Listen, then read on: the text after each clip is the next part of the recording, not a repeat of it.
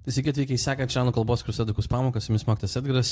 Šiandien turim temą anyone ir someone. Labai dažnai dabar pastaruoju metu kažkodėl mokiniai jau ne vienas paklausė, kaip suprasti skirtumą tarp šitų dviejų, kada man žinoti, kada sakinį anyone turi naudoti ir kada sakinį turi naudoti someone.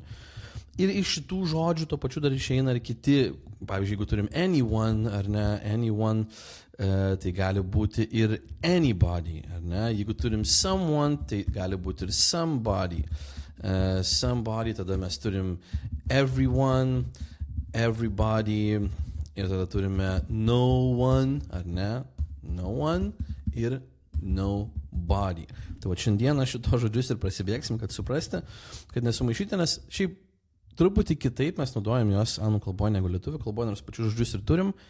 Šiek tiek pats principas veikia kitaip, bet kai porą dalykų greit suprasit, manau, kad greit paaiškės skirtumas tarp tų, kaip šitie du iš esmės pagrindiniai, bet ir kiti šalia šitie šalutiniai, kaip jie veikia. Ne?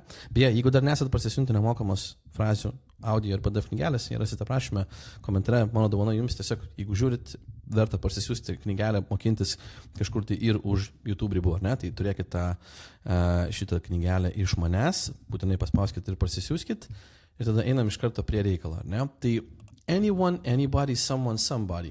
Tai pirmiausia, tarp šitų skirtumas yra, kad pirmasis stulpelis, ar ne? Anyone, someone, everyone, no one yra labiau formalus, tai reiškia labiau formalioje aplinkoje naudotumėm vieną iš šitų žodžių negu kažkurį tai kitą. Ir kai turim anybody, somebody, everybody, nobody, tas su body, ar ne?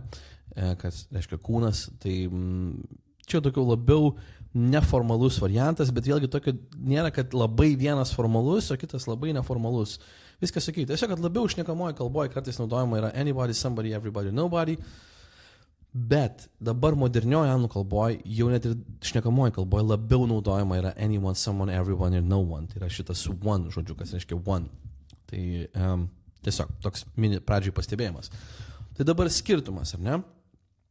Jeigu, tarkim, imkim tos formaliuosius variantus, kurie, kaip sakau, modernioje anglų kalboje dažniau naudojame. Tarkim, turime anyone ir turime someone. Tai paimkim po pavyzdinį vieną sakinį ir manau, kad gal iš karto net nuo šito pavyzdžio jums padės suprasti, kaip panaudoti tiksliai. Pavyzdžiui, sakykim, somebody called you an hour ago. Ne? Ir imkim su anyone, pavyzdžiui, čia turiu pavyzdžių susirašęs įvairių. Pavyzdžiui, sakau, if anyone calls me, arba tiesiog if anyone calls, tell me. Tai visų pirma, šitie žodžiai visi yra vienaskaitiniai, dėl to aš turiu calls. Tai yra trečias asmuo vienaskaita, mes traktuojam juos. Tai somebody called you an hour ago, if anyone calls, tell me. Dar po vieną pavyzdį pabandykim. Pavyzdžiui, someone is waiting for you at the door. No? Someone is waiting for you at the door. Ir pavyzdžiui, paimkim, tarkim, does anyone live in this house? Does anyone live in this house? Okay. Ar žiūrint iš tos sakinius, ar ne? Pažiūrėjom, kaip mes jas verstumėm. Pavyzdžiui, somebody called you an hour ago. Kaip mes verčiam, sakom, kažkas skambino tau prieš valandą. Čia sakau, if anyone calls, tell me. Jeigu kas nors, ar ne, arba jeigu kas, tiesiog galim sakyti lietuviškai, jeigu kas skambins, pasakyk man. Einam į kitą pavyzdį, ar ne? Kažkas laukia tavęs prie durų. O čia sakom, ar kas nors gyvena šitam name. Nesakytumėm, ar kažkas gyvena šitam name. Galėtumėm, bet labiau tiktų kas nors sakyti. Tai dabar mes gal niekada net nesusimastėm, ką tai reiškia iš tikrųjų lietuvių kalboje. Koks yra skirtumas tarp kažkas ir kas nors. Nes iš esmės somebody arba someone yra kažkas, o anyone, anybody yra kas nors. Dabar ką iš tikrųjų reiškia kažkas arba kas nors, ar ne? Mes, kaip sakau, nesusimastom lietuvių kalboje apie tai, ką reiškia skirtumas tarp šitų, bet iš esmės, jeigu aš naudoju somebody arba someone, aš žinau, kad ten kažkas egzistuoja. Net jeigu tiksliai nežinau kas, aš esu įsitikinęs, kad ten kažkas yra. Pavyzdžiui, kad ir šitam sakinė, sakau, somebody called you an hour ago. Aš nežinau, kas skambino, bet žinau, kad kažkas skambino. Kažkas ten egzistuoja. Vėlgi čia. Someone is waiting for you at the door. Vėlgi, aš žinau, kad tas kažkas ten egzistuoja, nes kažkas laukia prie durų, kažkas dindelinį skambutį paskambino man. Jau kai turiu anyone, if anyone calls, tell me. Vėlgi, aš nežinau, ar kas nors skambins, ar ne? Nesu įsitikinęs. Galbūt ir niekas neskambins. Dėl to sakau kas nors, o ne kažkas. Kas nors. Čia irgi. Ar kas nors čia gyvena, nes vėlgi aš nežinau, aš klausiu, ar kas nors gyvena. Čia dėl to dažnai klausimuose ir neiginiuose bus anyone vietoj somebody arba someone. Ne, tai bus anyone arba anybody. Ir kai turim, kai kažkas jau tikrai žinau, paimkim dar kokį vieną pavyzdį, aš turiu susirašęs įvairių. Pavyzdžiui,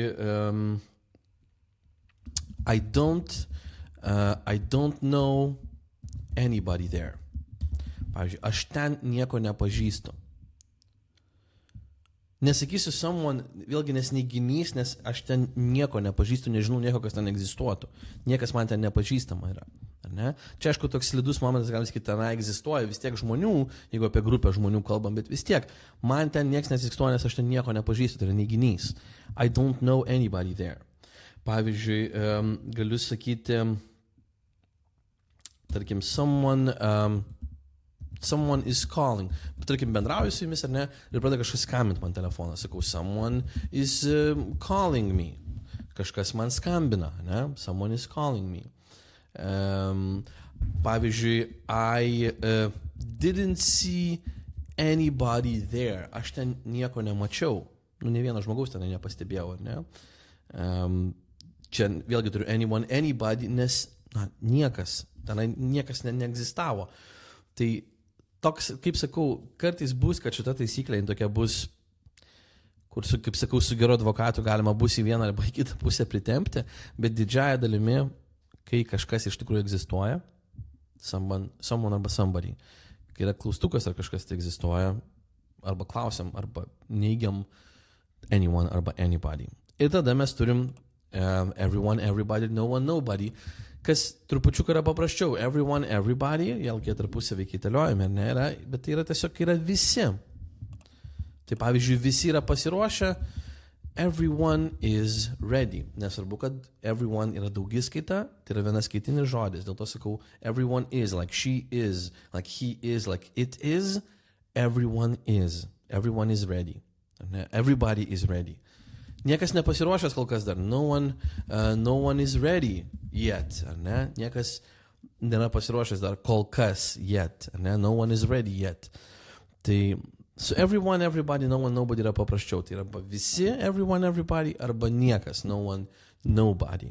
Tik va jau su anyone, anybody, someone, somebody, kur didžioji problema iškyla, bet vėlgi, kaip sakau, dažniausiai, galvokit tokia paprasta taisyklė, dažniausiai, jeigu neiginys arba klausimas, bus anyone, anybody, nes jau kyla klausimas, ar iš vis kažkas yra, ar iš vis kas nors tiksliau yra, ar ne, tada naudosime anyone, anybody, o jeigu yra neiginys, reiškia greičiausiai neigiam, sakom, kad nieko nėra, ar ne, arba ten nieko nepastebėjau, anyone, anybody, vėlgi. Jeigu kažkas iš tikrųjų ten yra, kad ir nors ir nežinau kas, kad, pavyzdžiui, kažkas laukia prie durų, kažkas atsiuntė man laišką, someone, somebody visur, ne? Okay? Good. Tai va. Tai toks veikimas, anyone versus someone. Tikiuosi, tai tikrai padėjo, nes sakau, labai daug mokinių pastaruoju metu klausia manęs ir sako, maišausi tarp šitų, nors tokia paprasta mini taisyklė yra, kurią galim vadovautis. Kaip sakau, stenkitės vadovautis. Jeigu susimaišysit ir pasakysit, pavyzdžiui, tarkim, sakysit, anybody called you. Na, čia galbūt didesnė klaida sakyti anybody, kai reikia sakyti somebody arba someone. Bet jeigu, pavyzdžiui, ten, kur reikia anyone arba anybody, pasakysit someone arba somebody, tai bus mažesnė klaida. Pavyzdžiui, sakysit, I didn't see somebody there.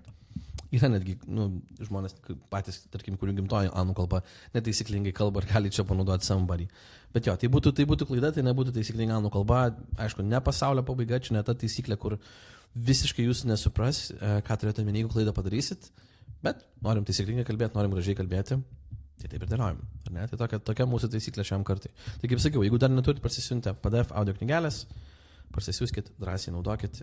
Mano dovana jums. Ačiū, kad žiūrite, ačiū, kad esat. Jeigu turite papildomų klausimų, visi dar rašykit. Kaip matote, aš atsižvelgiu į tai, ko klausėt, ko trūksta ir pagal tai, kurių pamokas. Šiaip esu numatęs galbūt ateityje, dabar artimiausiai ateityje, kad daugiau pamokų kurti į tų platformą kelti. Tai jeigu turit kažkokių minčių, ko galbūt jums reikėtų, kokios pagalbos iš manęs reikėtų, drąsiai rašykit, klauskit, nes visam šitam dalykui aš esu labai atviras. Okay? Tai va, iki kitos pamokos tada. Okay?